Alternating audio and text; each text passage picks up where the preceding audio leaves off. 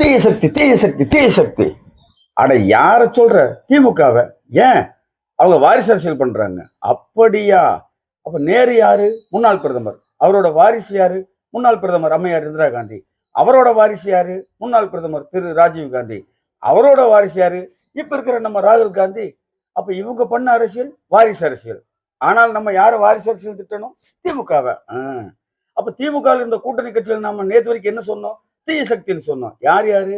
Congress, communist, Visika. இப்ப அன்னைக்கு இவங்க எல்லாம் யாருக்கு கூட இருக்காங்க? எங்க கூட இருக்காங்க. இப்ப அவங்க எல்லாம் என்னன்னு சொல்லுவோம்? தூய சக்தி.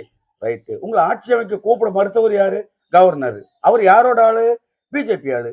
ஆனா உங்களுக்கு இன்னைக்கு ஆட்சி அமைக்கிறதுக்கு உதவி பண்ணது யாரு? திமுக. ஆனால் நம்ம என்ன சொல்லணும்? தீய சக்தின்னு சொல்லணும். இதுதாங்க அரசியல். நேற்றைக்கு வரை திமுக கூட்டணியில் இருந்தவர்கள் தீய சக்தி என்று பரப்புரை செய்துவிட்டு இன்றைக்கு தனக்கு காரியமாக வேண்டும் என்பதற்காக காங்கிரஸ், கம்யூனிஸ்ட், விசிக கட்சிகளை தங்களோடு கூட்டணியில் சேர்த்துக் கொண்ட ஒரு கட்சி இன்றைக்கு அவர்களுக்கு பாவமன்னிப்பு கொடுத்து தூய சக்தியாக மாற்றியிருக்கிறார்கள். மக்கள் இதை புரிந்து கொள்ள வேண்டும். இத்தகைய சூழ்நிலைகளைத்தான் சந்தர்ப்பவாதம் என்றும் துரோகம் என்றும் நம்ம ஞாபகம் வச்சுக்கணும்.